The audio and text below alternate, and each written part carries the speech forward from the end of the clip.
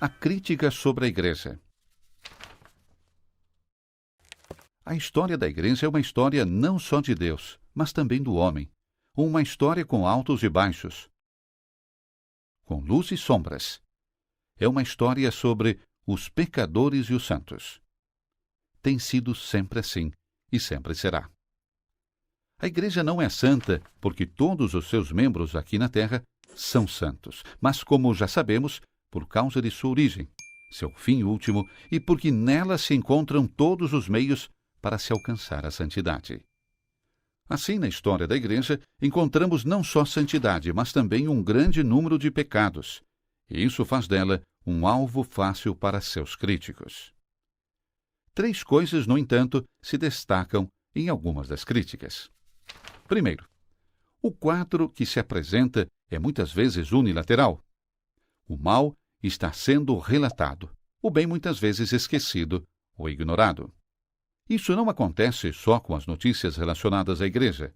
Se em algum lugar 1 milhar de pessoas protestar pacificamente e uma pessoa fizer um tumulto destrutivo, as milhares de pessoas são de repente esquecidas e todos os olhos, microfones e câmeras são direcionados para a pessoa que corre enlouquecida.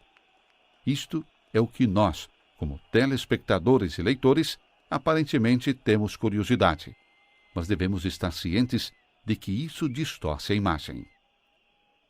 O primeiro problema, então, pode ser a unilateralidade. A segunda coisa que nós encontramos frequentemente nos relatórios sobre a Igreja é um absurdo muito estranho. O estranho absurdo surge quando A. As pessoas que relatam sabem muito pouco sobre o assunto, ou B. Elas se dedicam a supersimplificar e tratar questões complexas como preto e branco. Novamente, isso não acontece só com temas relacionados à Igreja, mas quando analisamos a história da Igreja, vemos que isso acontece com especial frequência.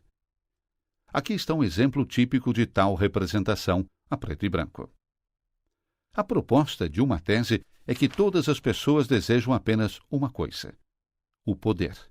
Portanto, quando as pessoas atuam na Igreja, é porque, obviamente, querem aumentar seu poder. E, de fato, ninguém precisa procurar muito para encontrar pessoas na história da Igreja que se encaixam nesse papel. Mas se você olhar apenas 2 segundos a mais, você pode ver muitos outros que, obviamente, não estavam preocupados com o poder nem um pouco. Por isso, talvez você deva questionar aquela tese proposta no início, que era demasiado simples. Mas alguém que pinta coisas em preto e branco não vê isso, ou não quer ver.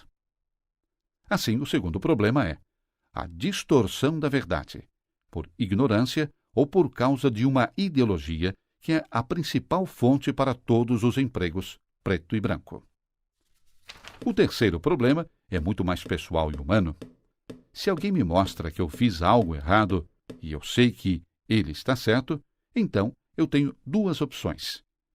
Eu posso mudar ou posso simplesmente criticar o mensageiro porque eu não quero mudar.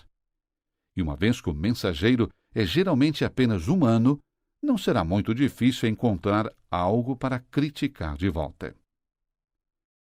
Por exemplo, o médico diz ao paciente que fumar é mal para a sua saúde e que ele deve parar. O paciente sabe que o médico está certo, mas não quer mudar seu hábito. E vendo que o médico também é um fumante, responde: "Não, eu não vou parar, porque você fuma também." O médico, nesse caso, é certamente um mau exemplo, mas fumar não é saudável para mim, só porque o médico é um fumante. Porque se uma mensagem é falsa ou verdadeira, isso não depende de se o próprio mensageiro vive de acordo com ela. E esse problema também é perceptível quando se trata da mensagem da Igreja. Só porque aqueles que pregam são meros mortais e pecadores, uma pessoa não se deve privar da verdade que é encontrada em sua mensagem. Esses 3 pontos devem ser mantidos em mente quando se olha para o aspecto muito humano da história da Igreja. De fato, uma história de pecadores, mas também de santos. E talvez para o próprio crescimento pessoal, seria melhor imitar a vida dos santos, em vez de desprezar as suas mensagens, por causa da fraqueza dos pecadores.